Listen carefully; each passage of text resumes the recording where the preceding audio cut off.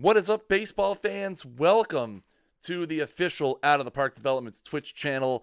I am Perfect Team Community Manager Chris Jardine, aka Snaggle J, and tonight I am joined by Chief Marketing Officer Rich Grisham, and it is incredibly unfortunate that, Rich, we are wearing hats from the same team. We're already getting boos in the chat over our choice of headwear. Obviously, you are a diehard Mets fan.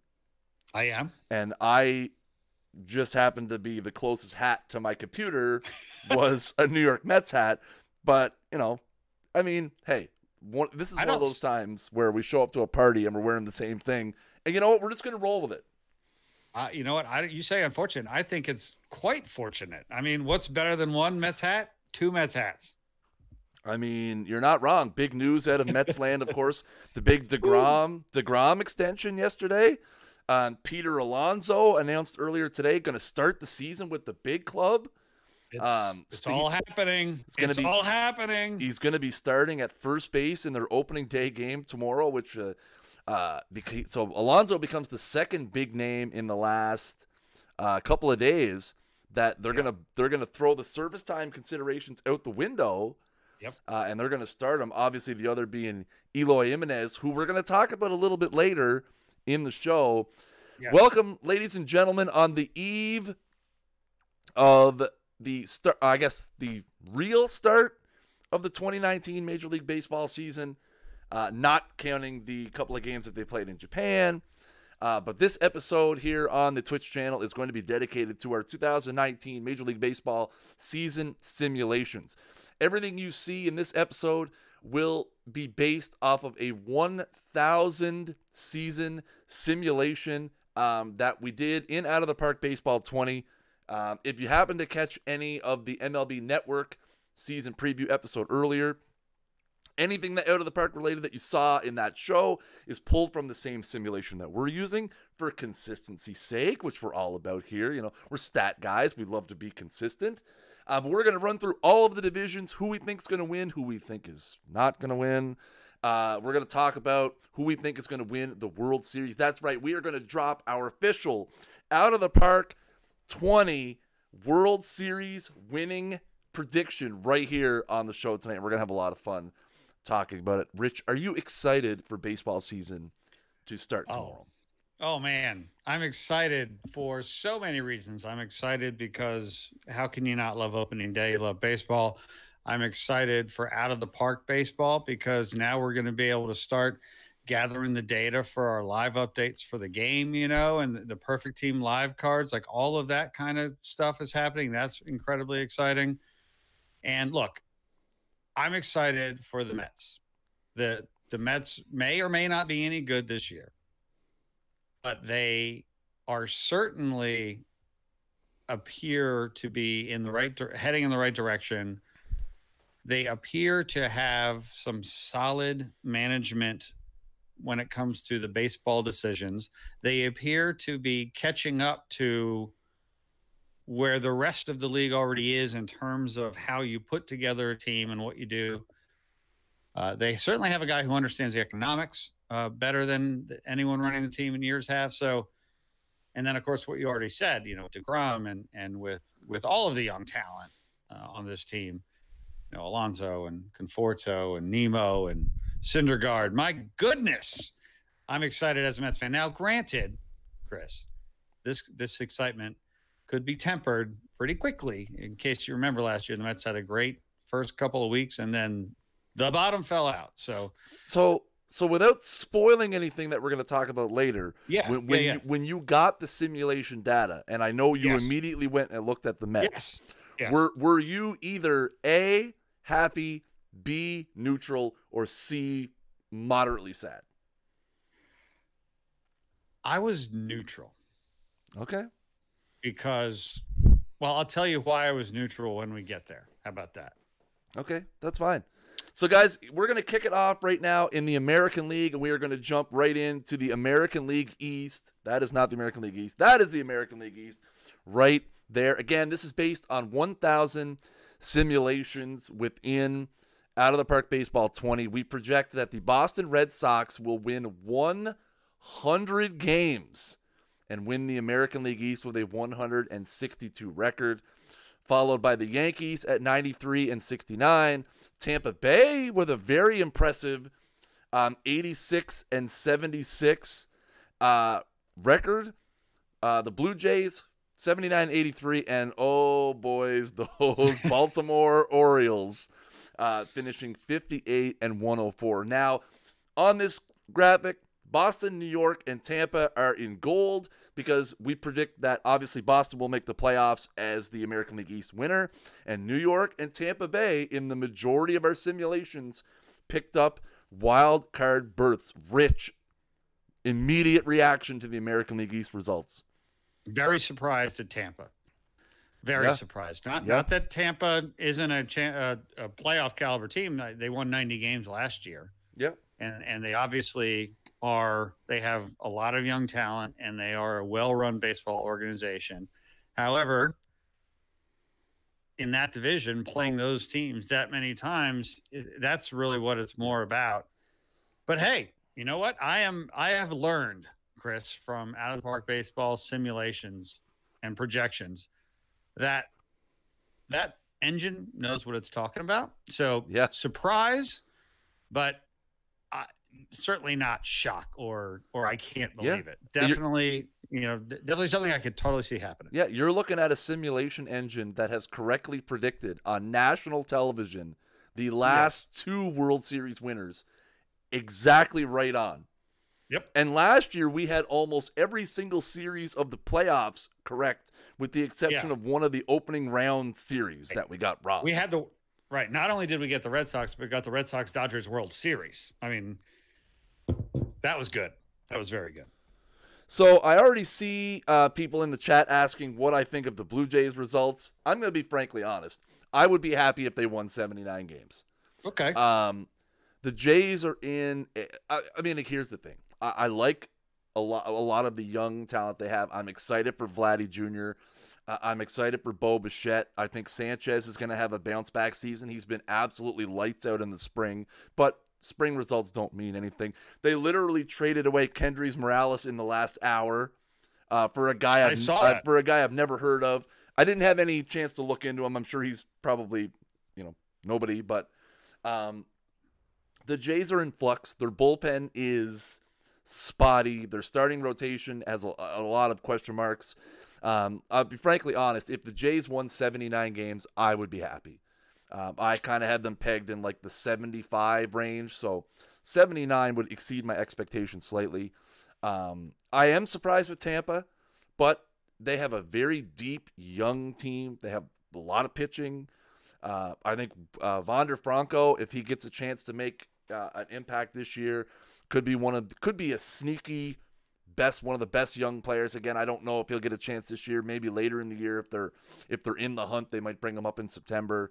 But yeah, I mean, AL East is a tough division. One thing you guys will notice from the simulations, yes, it is the drastic difference between the American League and the National League in the Sims. The American League is very top heavy. 3 or 4 or 5 real good teams. You know who they are. It's not going to be a surprise. The National League is more of a just take all the teams, throw them in the air, and see how they fall down, is I think what we're looking at. Yep.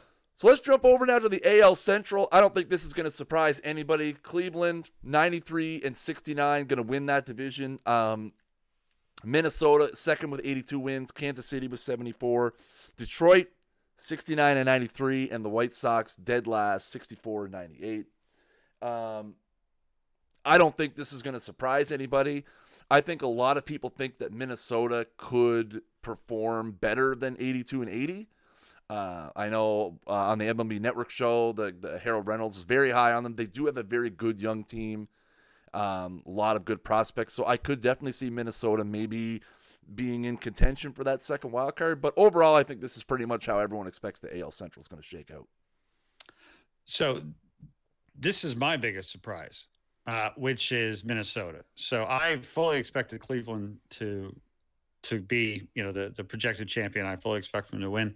But I had no idea that Minnesota was going to be any good at all this year, mostly because of our friend, Kat Bailey. I follow sort of the Twins through her.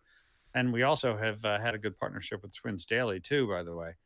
And it's just been so tough the last few years. So, but what surprised me even more was on the MLB Network prediction show, which wonderfully, graciously, we're so delighted, used our projections as part of their show.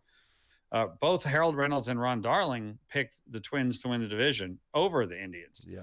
So between Out of the Park liking them for over 500 and Reynolds and Darling picking them for the division, I had no idea. So I'm very interested now in seeing how this develops this year. Yeah, I think with the Twins. Yeah, I think the Twins, again, they have a lot of really young talent that they're kind of, I feel like they're kind of like maybe like a Tampa from last year. Like a lot of people feel like they have potential. It all depends how it works out. Can Miguel Sano get healthy and hit the baseball? Will Byron Buxton make an impact? Will some of the young guys they have, could Kyle Gibson be as good as people think Kyle Gibson could be? And then they also have the factor where they play a third of their games against Kansas City, Detroit, and Chicago. And I mean, that's true. You cannot bypass the fact that they get to go play 18 games against the White Sox, 18 games against the Tigers, and 18 games against Kansas City. 3 teams that are clearly not on the same level as Cleveland and Minnesota, in my opinion. So, you know what? I could easily see Minnesota winning 88 games. I could easily see them winning 78 games. Because when you have those young teams with a lot of potential elements, I mean, you know, you're a Mets fan, Rich. You know sometimes that potential doesn't pan out. Does it? No, absolutely not. We've seen it happen in New York plenty of times. Exactly. Where you know you've got your Pulsifer and Isringhausen, you know, situation, the next Generation K. So it's one thing to have the it's one thing to have the young talent coming in. It's another thing for that talent to turn into positive contribution. It's the hardest thing to do, you know, because no matter who you are in the major leagues, like to make it there is so difficult. You clearly are the best of the best. Like what makes that difference between the young kids who turn into the DeGroms and the Syndergaards and the Harpers and the Machados and those that don't, those that are like Tuffy Rhodes, you know, like, it's fascinating stuff. Yep. Like, again, Twins, lots of potential. Wouldn't be surprised if, you know what, if we were sitting here in August saying, man, the Twins are in contention in this division.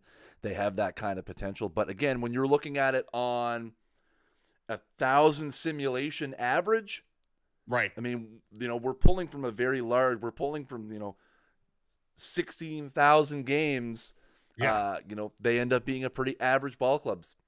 So let's move over to the last American League division. That would be the American League West. No shock here, ladies and gentlemen. The Houston Astros are going to run away with the American League West, 98-64. The Angels check in at 82-80. Oakland 76-86. Seattle 76-86. And Texas at 74-88. Again, a lot of people have the Angels pegged higher. I don't believe, because again, the Angels is one of those teams where we've been there before, where they've gone into the beginning of the season and, everyone's on the Angels bandwagon. They're like, this is the year. And then the bottom just falls out of it. But, they have a tough road to hoe to get to the top of this AL West, because Houston, was very good the last 2 years. I mean, they were world champs 2 years ago. They were right there last year. And now they've just gotten better this year. I don't really think there's many surprises here. I don't know, Rich, if anything sticks out to you. Well, sort of, in that I would have thought between Oakland and Seattle, one of them would have been better. Yeah. That's really what it is. It's not so much. I just finished the book Astro Ball, which is about the construction of the current Houston Astros team. It's an amazing book by Ben Ryder. Strongly recommend you read it. And based upon that, and obviously the last couple of years, what the Astros have done, I'm big on the Astros bandwagon. I just would have thought Oakland or Seattle would have been projected higher based upon what they've done the last couple of years. So that was the surprise I had. Yeah, I think Seattle, is still missing some key pieces. I don't have much faith in Seattle's starting rotation. I think Kikuchi's a nice addition, but I think they lack depth all through their pitching staff, not just in the rotation, but I feel like they lack a lot of depth. And they have a lot of unproven guy. You know, they have Mitch Haniger, who I think is on the cusp of a really breakout season. Yep. But again, you know, they're just one of those teams that you look at, you're like, man, if they really had position X or if they really had position Y, you know, they could pick up 4 or 5 wins. You know, this is one of those divisions where you have Houston and then you just have everybody else. And I feel like Angels through Texas could finish in any order. I feel like that's every year in the AL West. There always seems to be one team that's above the rest. In the last few years, that's been Houston. And this year will be no different. And then you have the other 4 teams that are just fighting it out. But the problem is that, you know, with 2 wildcard teams, you have an extremely good New York Yankees ball club and you have a very good Tampa Bay Rays ball club. And then you're trying to catch one of those 2 teams. And when you're constantly beating each other in interdivisional play, you're not climbing those standings the way that you should be. So it's a tough road for these AL West teams below Houston. It definitely is. Yep. You are very right. So now let's take a look at the American League playoffs. So basically what this is, chat, is this is the percentage of times that these teams made the playoffs in 1,000 simulations. I love this. I love this. This info is the best. So Boston, 98.4%, leading the way. You got Houston there at 98.1%, Cleveland at 92.6%. New York makes the playoffs 93% of the time. So actually more than Cleveland, who's a division winner. And then you have the rest down on my side below me. Minnesota, 29.8%, which is pretty good. Los Angeles checking in at 22, Toronto at 11, Oakland 7, Seattle 6, and then you have Kansas City, Texas, and Detroit, and then you have Baltimore and Chicago that in 1,000 simulations did not make the playoffs a single time. I'm not making that up, chat. This is legitimate. Baltimore and Chicago, 1,000 simulations. They couldn't put it together a single time. What's even stranger to me is the 0.7% that the Tigers got in. What happened there? I'd like to see that season. We're gonna have to get Matt on the horn. We can do this. I need that those 7 simulations where Detroit made the playoffs to see. Right.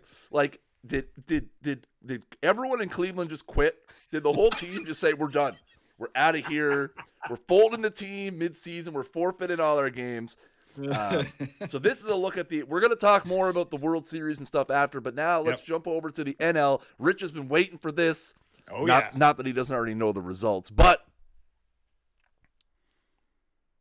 the National League East, we predict that the Washington Nationals will win the NL East, which surely will be an unpopular decision with TJ and all of the Braves fans. 96 and 66 for the Nationals. You have the Braves picking up a wild card spot with 89 wins. The New York Mets picking up a wild card spot with 89 wins. Hashtag not rigged. Let's get some rigs in the chat, please. Rigged in the chat. Philadelphia, with that big giant Bryce Harper edition, only wins 84 games. And then you have Miami, 56 and 106. Okay, let's talk about the obvious 2 things that Rich wants to talk about. One, do you really think it's plausible the Mets are going to win 89 games?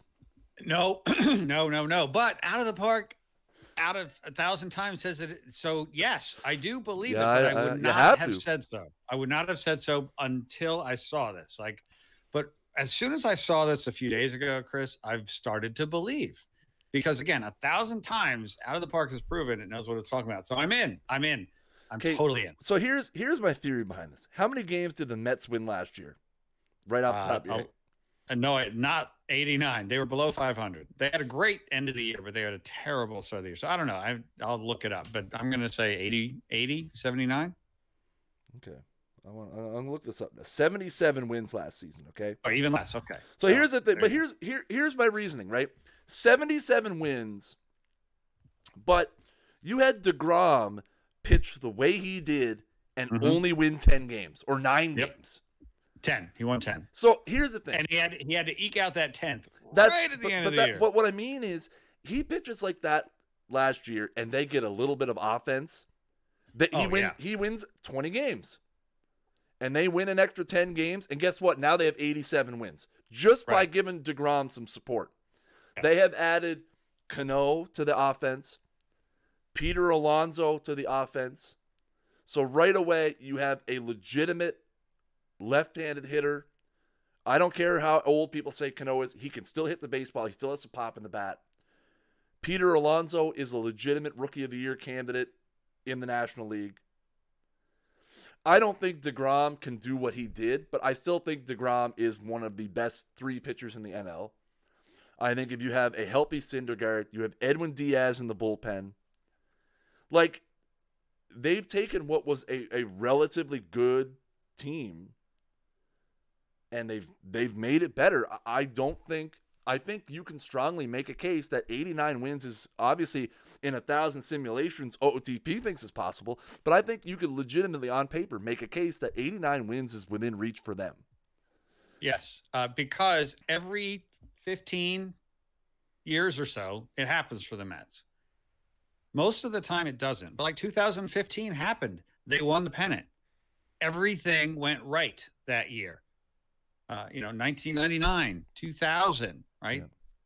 It does happen sometimes for the Mets. And they have the path. All of those players, you said, if not all of those players stay healthy and have back of the baseball card seasons, the Mets will definitely win 89 games. It's just that doesn't happen very much with the Mets. That's always the rub, is the year after year, the devastating injury after devastating injury.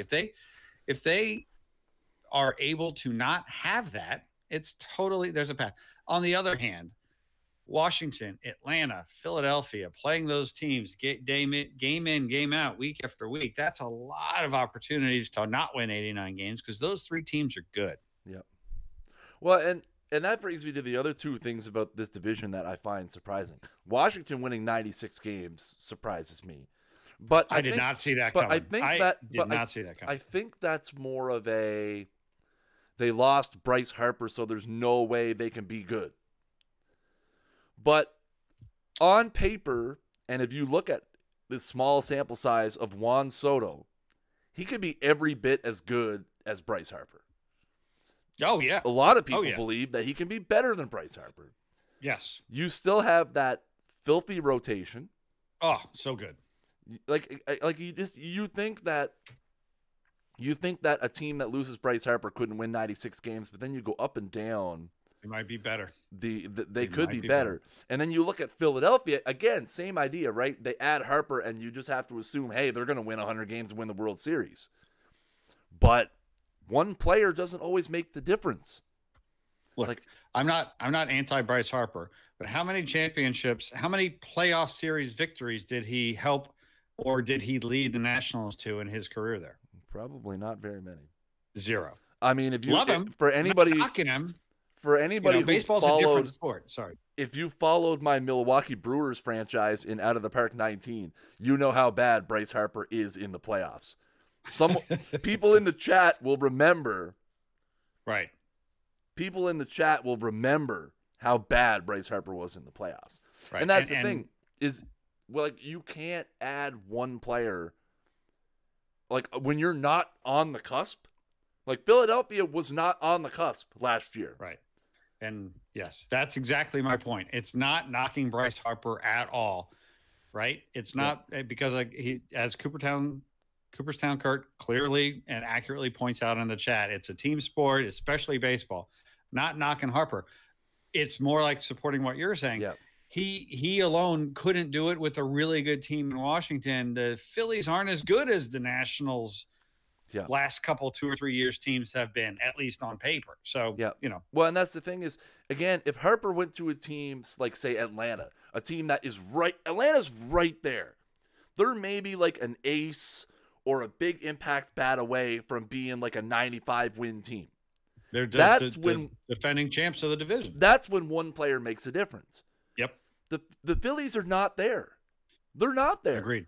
They weren't able to get, everyone was saying, well, they're going to get Harper and they're going to get Keuchel and they're going to get Kimbrel. And sure, if you do that, if you take the sum of the parts of their offseason and they would have done that, then sure, you're adding 10 wins, 12 wins, sure. But it's just, but like, again, when you look at these, when you just get them right in front of your eyeballs, when I looked at them for the first time, when we posted them, it was like, wow, 84 wins. Yeah. That seems low, but you're thinking of that Bryce Harper impact. But again, it's a team sport. So now everyone's waiting for the NL Central, because the NL Central, I mean, this is like find yourself a 5-sided die and roll the thing and just see where it goes. This division is all over the place. I'm gonna not look at the chat because I know Cooperstown Kurt is about to yell at me uncontrollably. I'm waiting for. He's gonna like. I'm just imagining. It's not your fault. I'm just imagining what my DMs are gonna look like here in a few minutes. So let's go to the NL Central, where we have the St. Louis Cardinals winning with 87 and 75 record, besting the Chicago Cubs, who fall 2 games behind at 85 and 77. Milwaukee at 83 and 79. Cincinnati at 79 and 83, and Pittsburgh at 76 and 86. Listen, this division every year is so close. It's usually typically a Cardinals-Cubs battle. Now, Milwaukee, had a very special season last year that I feel like, again, I'm sure if you went through the 1,000 sims, there's probably some seasons where Milwaukee won 92 games and had a 2018-esque 2019. And, but again, when you look at 1,000 simulations, if you take the mean of that, Milwaukee with 83 wins seems very, very plausible. They didn't do a whole lot to improve on what they had. And St. Louis, I mean, the addition of Paul Goldschmidt is a big deal. It's a huge deal. But again, you could make a case that this division could be Chicago, St. Louis, Milwaukee, Chicago, Milwaukee, St. Louis, Milwaukee, St. Louis, Chicago. I still think Cincinnati and Pittsburgh are 4th and 5th. I think that's kind of I think there is a division there between St. Louis, Chicago, Milwaukee, and Cincinnati, Pittsburgh. I don't think anybody can really argue that. I think Cincinnati's moving in the right direction. I think Pittsburgh is lost on some island out there somewhere. But the NL Central is just, I mean, you have 3 teams that after 1,000 simulations are within 4 games of each other. 4 games, not a lot of leeway.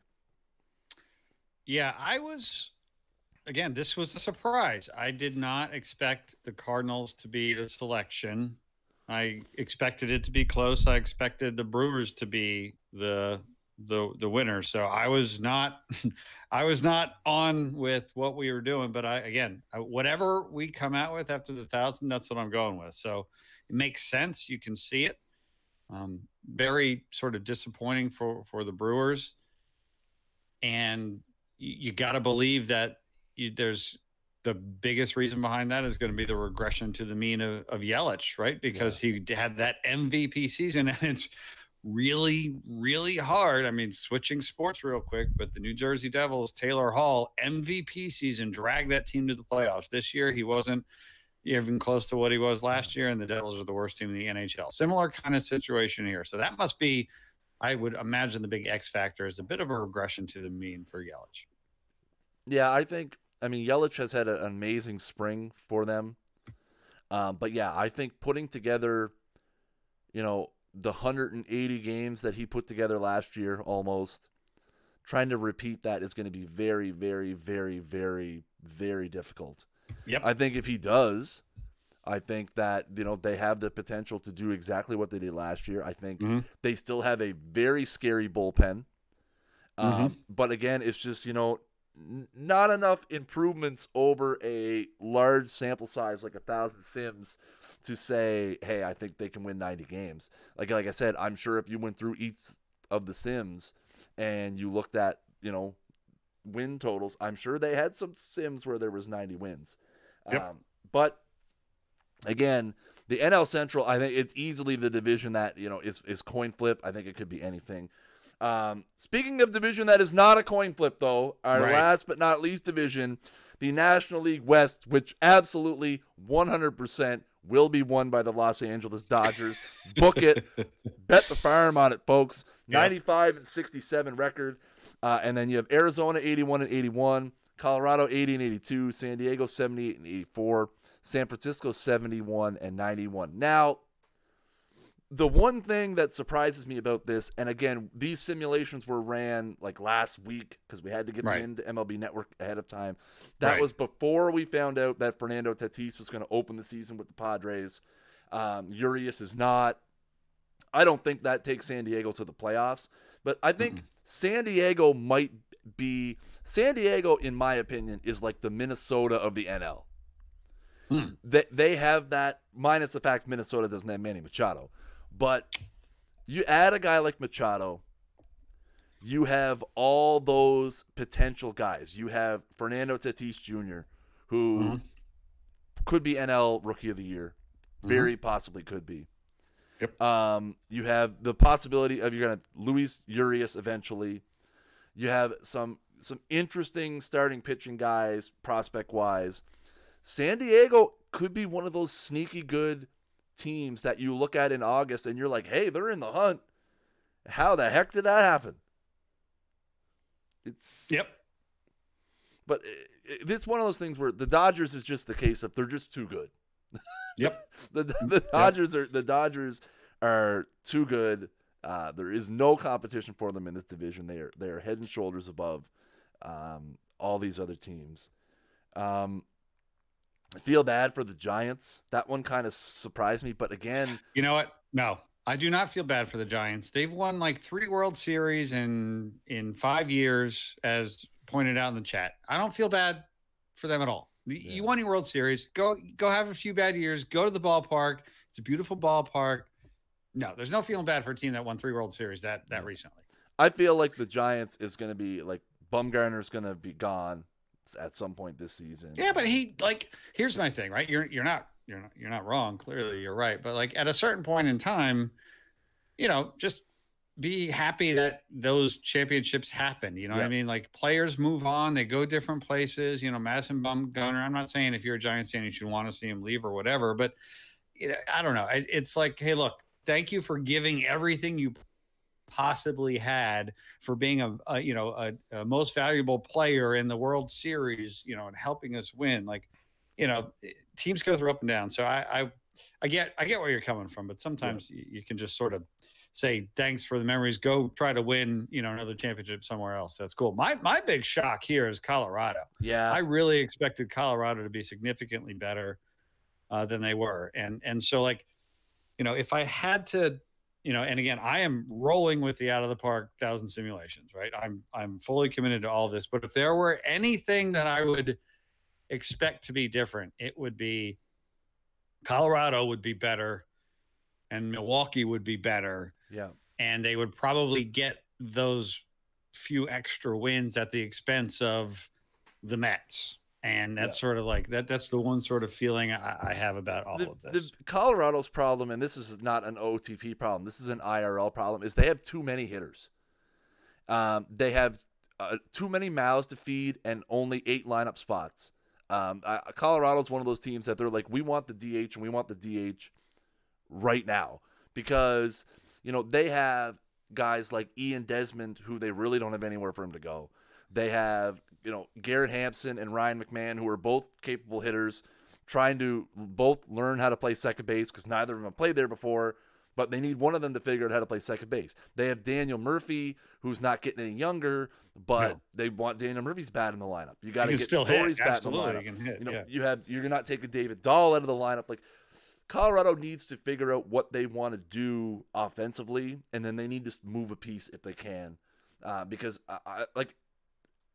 not that I don't see that as a problem. I mean, having too much hitting is wonderful, but eventually that becomes a bit of a distraction when you're constantly switching guys in and out of the lineup. And I think the biggest thing with Colorado is the same thing it is every year. How are they going to pitch?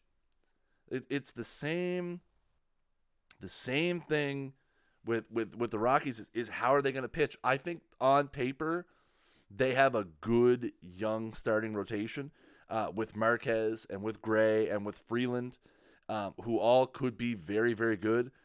But it's one of those things where, you're pitching in Colorado. I honestly thought they would be better than 80 and 82, but I guess it's one of those things. Again, like you, I trust the OOTP simulation machine. Absolutely. So let's look at the National League playoff picture again. Washington makes it 91.6% of the time.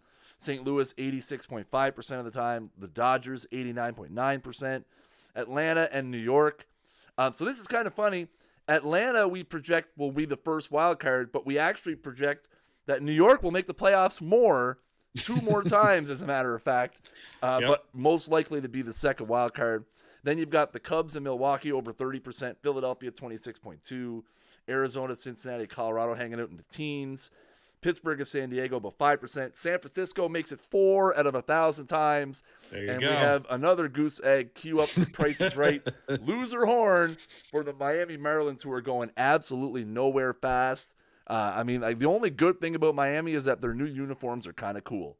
I like the color scheme, but their team is the definition of hot garbage. So let's change. Rebuilding. Yeah, exactly. So let's change gears for a minute, guys. Before we jump into the World Series predictions, we wanted to look at a couple of player versus player scenarios. So two of the biggest free agent signings of the offseason, the Philadelphia Phillies signed Bryce Harper to a super mega 800-year, $75 billion. I think those numbers may or may not be correct. Look at those pretty cards. He got that's right. Cards provided by Out of the Park Perfect Team, of course. Bryce Harper and Manny Machado, both recipients of super mega deals this past off season, both going to new homes. Both kept us waiting for a very, very, very, very, very long time. So we wanted to take a look and see how these guys are going to perform versus one another in their new homes. So let's take a look. So Bryce Harper, on average, will slash 257, 395, 494, 33 homers, 96 RBIs, 5.5 WAR. Machado, a little bit of a better on the batting average, 281, 345, 494, 30 homers, 98 RBIs, 3.8 WAR. Again, from the previous screen, not from the previous screen, but we do project Philadelphia will win 7 out of 1,000 World Series, and San Diego will win 1. My question to you, Rich, which I didn't tell you I was going to ask this before, but it's okay. 5 years from now, of these two guys on the screen, which one are we going to look back on and say was the better signing? Bryce Harper. Elaboration, please. Come on, we want to know. We got to get to us why. Yeah, no, I didn't want to step on a potential reaction. So, not that I'm saying Bryce Harper is a better baseball player than Manny Machado. Nope. I think if you got the consensus, that would be Manny Machado is probably better. Although it's clearly arguable, but I do think that Bryce Harper is part of a team that is clearly going to be going for it over the next 5 years. Like that 5-year timeline, that's the key here, right? So 5 years, I think the Harper signing will look better because that team is going to be more successful. They will make the playoffs more often. They will be having an opportunity to make it to the World Series more often than San Diego will. Okay. I'm going to go the opposite, and I'm going to say in 5 years' time, we're going to be looking back and saying that the Machado deal was better. And this is a big leap for me to take because there has been a lot of negativity surrounding Manny Machado's attitude in the last couple of years. That he is sometimes lackadaisical. He doesn't run things out. He's had some incidents with stepping on people's feet. I really think that this is a fresh opportunity for him to get his head screwed on right, to go to San Diego and to do exactly what they need him to do, which is to be a leader and to, again, you look at, and I mentioned him earlier, Fernando Tatis Jr., pretty much a clone of what Manny Machado was when he came to the big leagues. a guy who's too big to play shortstop, amazing bat, hits the ball to all fields with authority. There has been the odd report here and there that Tatis sometimes is a little lost in the field, like things like that. But he is essentially what Manny Machado was when Manny Machado was 20 years old. And they're going to play on the left side of the infield together in San Diego. Like, this is a chance for Manny Machado to be, it's a chance for him to be the face of a team. And again, while I don't think picking Harper in this hypothetical question is a bad move, I just really think that Machado has more to lose. And he has more to gain by being just a better all-around teammate. So when you ask the question, and it doesn't necessarily have to be one way or the other. Do you ask the question in terms of, when you say a better signing, who will put up the best individual statistics, or who will help the team win the most championships? Like, I just think a better value, like a better signing. Like, right. We're gonna look back in 5 years and say, hey, Machado was a great signing because San Diego is a 10-win better team. They won a title, blah, blah, blah. I just think that given the sum of all the parts, Machado has a better opportunity to prove more valuable. And I just think that's kind of going to be you know what? I've never been a huge Bryce Harper fan. I don't think I've ever hidden that. Again, he really ruined it for me in my Milwaukee franchise. He ended up like 18. You're really holding that grudge, man. Listen, grudge. Go back in the archives. By the way. Go back in the archives, youtube.com/OOTP developments. Start watching around like part 7 or 8, like when we made it to the second year of playoffs, and you will hear me. We don't curse on the channel, but I came pretty close a lot of times when Bryce was there. But it's all hypothetical. I think these both could end up being great deals. And I think they both could be terrible deals. Here's the thing. So 5 years from today, when we are doing the projections, or we are going through the projections for the 2024 season, we'll be doing it at our Out of the Park Network studio. You and I will be sitting face to face across from each other. We will take a look back at this and ask ourselves that question. Okay, who was right? Was it Rich with Harper, or was it Kris with Machado? And by the way, I love both signings. I'm good with both players. Yes. So it's definitely not a pro Bryce anti-Manny thing in any way. Just 1 second. Hey, Google, remind me to ask Rich about Harper versus Machado on March 27th, 2024. Oh, that's fabulous. Well, that's great. Also, I love it. Also, rest in peace to everyone who's watching the stream who I just triggered their phone by saying those two words. Apologies. Now let's take a look at another scenario. This is fun. This is speaking of hypothetical. Two guys that both have the potential to be Rookie of the Year in the American League. The super mega ultra hyped Vladimir Guerrero Jr. versus... By the way, sorry to interrupt. Before you go any further, this was all you, this one, right? This was an extra special one that you got in here, which might be the most interesting of all of them. So I wanted to see. Good job by you. I wanted to see. And then you have the super mega ultra hyped and now very rich Eloy Jimenez, who signed a big deal, is going to be in the lineup for the White Sox tomorrow. So that's kind of an interesting wrinkle to this, where Jimenez, is one of 3 really big names with Alonso and Fernando Tatis, who are all going to be in the lineup tomorroon. Yep. Vladimir Guerrero, unfortunately under the weather. Not that he'd be starting, he'd be in the minors no matter what. So again, we ran these through the ringer to see kind of how they would stack up against one another. So Jimenez averaged 153 games versus 133 games for Vladimir Guerrero.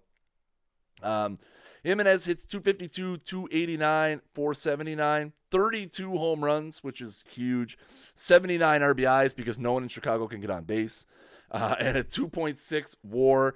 His WAR held down by the fact that OOTP does not project he's going to play really wicked outfield defense. Guerrero, 285, 350, 468, 21 homers, 70 RBIs, 3.1 WAR. Again, stats and stuff aside, who are you more excited to see? I think it's got to be Vladdy, right? I don't know much about Jimenez, and over the last couple of weeks, I've been learning more about him and reading more about him. I've got the MLB.TV at bat app, which is awesome, and I'm gonna set that up to watch him because I just it's fun to see these potential superstars when they first start playing at the major league level. I love it. And there's so many good young players. We've just been rattling them off left and right. It's astounding how full of incredible talent that young talent that Major League Baseball is. So I'm a big fan of both. I loved Vladimir Guerrero, senior. He was just an amazing player to watch. One of the greats of all time, could do everything. So again, this is just for me. This is just so fun as a baseball fan to see it, but I'm definitely excited to watch Jimenez play. Yeah, like for me, again, as a Jays fan, obviously I'm excited to see Vladimir Guerrero play. Oh, yeah. I think I'm excited because he plays a premium position at third base.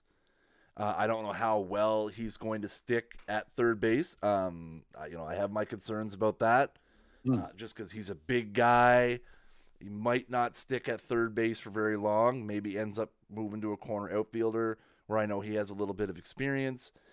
Maybe he ends up being a DH, which would be really concerning. I really don't want to see him at DH. I think, that might be a waste. But he has proven everywhere he goes that he can hit the baseball.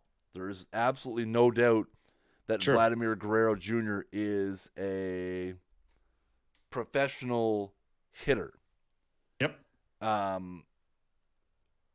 lot of people would look at these particular results below and say that's actually pretty low compared to how some people feel Guerrero's going to be. I mean, he hasn't played a game in the big leagues, and you already have experts in the baseball realm putting him in the top 10 third baseman rankings. Some have had him as high as 6 and 7. He hasn't played a game. So in terms of just overall general hype, Vladdy has exponentially more hype than Eloy does. Again, Eloy playing with the White Sox, which don't generate a lot of hype to begin with. He has been relatively under the radar, but Jimenez is an excellent prospect. I think he needs to learn to take a walk, as evidenced by his .289 on base percentage. He's never been great at taking walks in the minors. He had, I think, 32 in well over 400 at bats last year. So I think you could see him struggle a little bit with the strikeout. But I mean, here's the thing. If you're a fan of either of these franchises or a fan of baseball in general, you have to be excited for seeing these guys. And again, all the other guys we've mentioned earlier, like Peter Alonso, who has been almost must-watch TV in spring training, because when that bat hits the ball, he hits it 450 feet every time. It's must-watch spring training. You look at, Fernando Tatis, who, again, must watch every time he's up there because you never know what he's going to do. Like the core right now of young players in baseball is so good. I might be partial to the hometown Vladimir Guerrero Jr. You are allowed to have that inclination, sir. I am, but and like I said, I think the Jays, now that he's been a little bit, I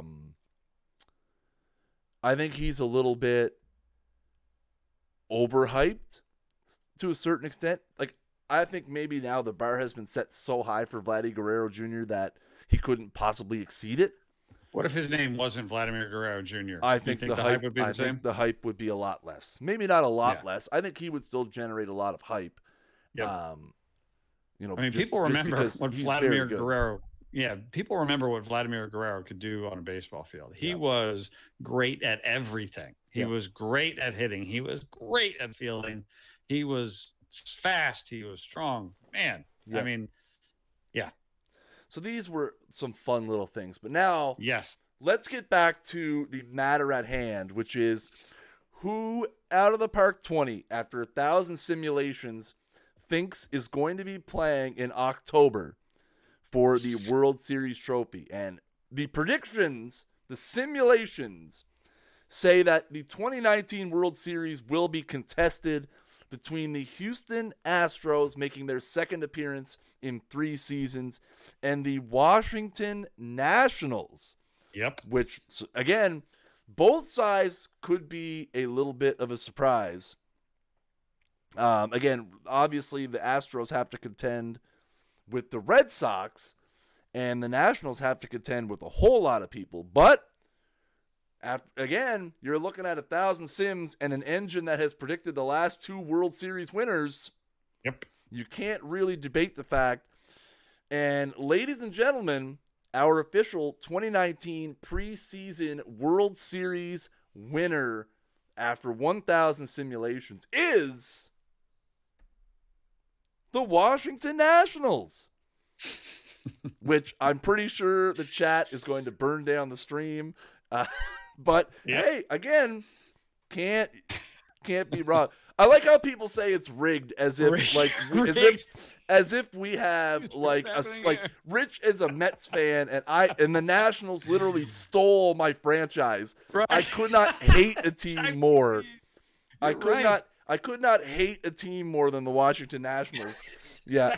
But I rigged it in their favor because I like to watch the chat burn. It's not a joke, guys. We're dead serious. Yes, absolutely serious. Out of the Park Baseball 20 predicts, after 1,000 simulations, that the most likely 2019 World Series champion is the Washington Nationals, who won 198 out of 1,000 sims. So again, 20% of the sims. So obviously there's a lot of leeway there. We're going with, again, they won the most times, 198 out of 1,000. It's a 1 in 5 chance.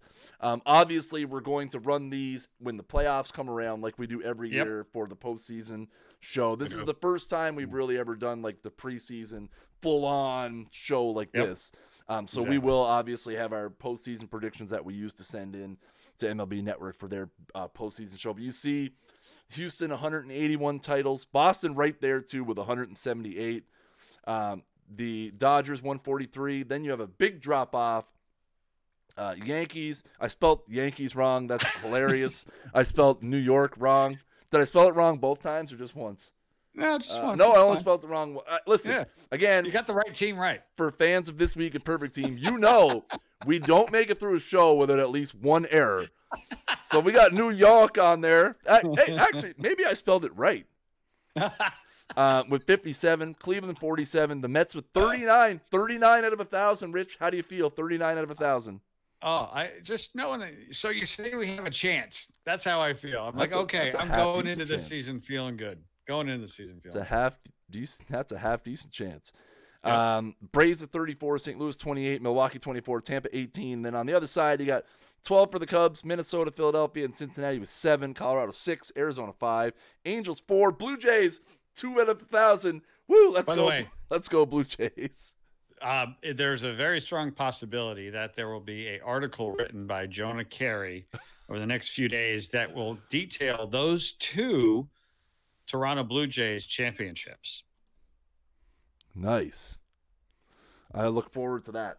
I did know that, but I look forward to that because those 2 seasons, man, the things that would have to go right. Woo, baby. Yep.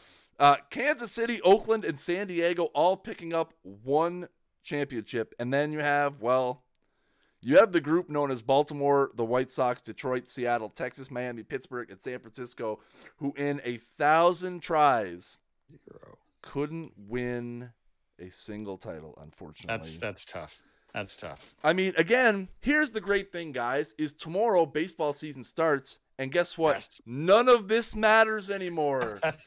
This is all simulations and prognostications. Yes, we have a pretty good track record. But our track record is using the playoff simulations. So we'll be back with the playoff simulations in whenever the heck playoffs start, October, I guess. Yeah, night before usually is when we do it. That is usually night before the wild card games. That is it. But this was a lot of fun. I think it's one thing is for sure is that there is going to be some very exciting divisional races. I think again the National League Central is going to be very, very interesting. I think the American League East could be very, very interesting. I think, especially if the Yankees and the Rays are jockeying for wild card spots. I think the possibility of Minnesota having a really good year. The possibility of that Cardinals, Cubs, Brewers battle in the NL Central.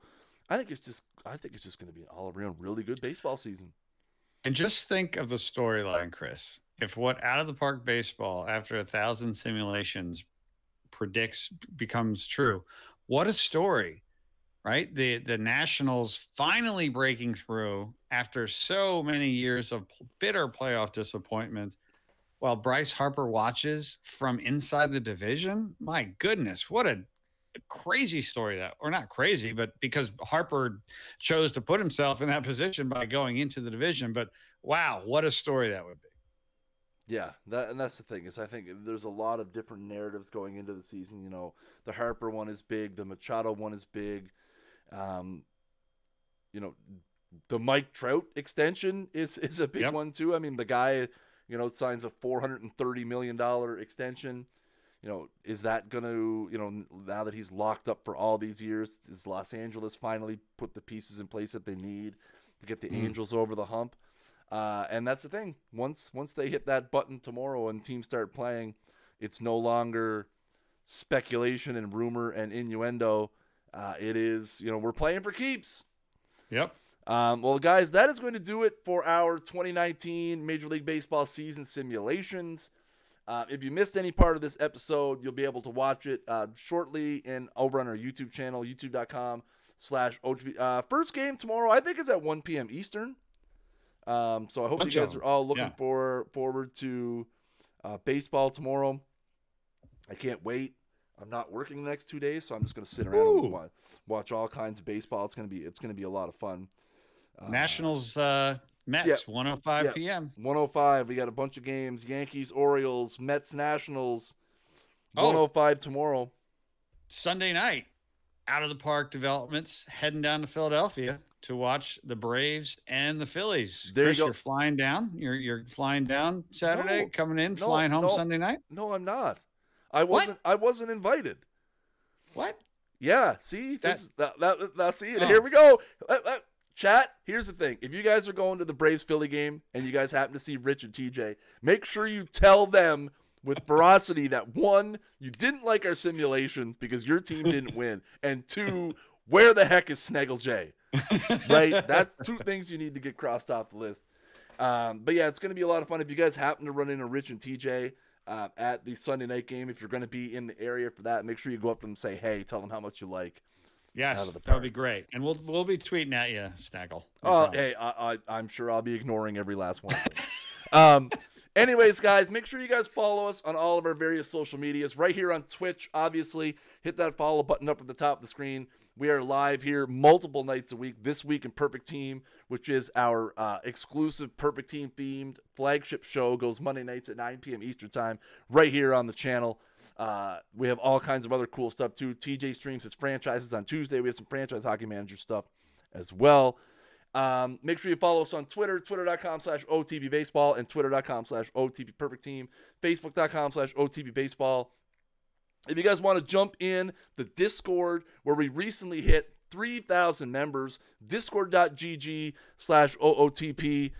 Get on there. It's a lot of fun. You can hook up with community members, talk about the game. If you're playing Out of the Park, if you're playing Perfect Team, if you're playing Franchise Hockey Manager, you can pick other people's brains. Just stop by, talk general stuff. Tell me how much you loved these simulations, because I know you all did. I know you're very happy with how your team is going to perform. And, of course, if you want to pick up your very own copy of Out of the Park Baseball 20, OOTPdevelopments.com/buy. You can head there now. It has links to our web store, Steam, Origin, the Mac App Store. You can pick it up 10% off. It is still on sale. Less than 48 hours remain on the sale. Yep. Saturday, it's going to be full price. If you want to get the 10% off, you must act now. OTPdevelopments.com/buy, or you can open your Steam client or go to Origin, type it in. You're going to find it. Rich, thank you so much for joining me. This has been a lot of fun. I always enjoy when we get to do these little special one-offs. So I appreciate you taking time out of your extremely busy calendar to join me. Hey, Chris, my pleasure. I just want to quickly say thank you to a couple people. Number one, thank you to Matt Arnold for running these simulations and putting us in position to deliver this. He is the unsung hero in all of this. Also, I want to say thank you very much to MLB Network for airing our season simulations. That was amazing. And we cannot thank them enough. We love our partnership. And I also want to thank Gus Ramsey, because Gus Ramsey is the person who helped make our relationship with MLB Network possible in the first place. So thank you to all those. And last but certainly not least, Chris, I want to thank you for doing the triple, extra, double overtime to put this whole show together. You're great at what you do, and we're lucky to have you at Out of the Park. So thank you, sir.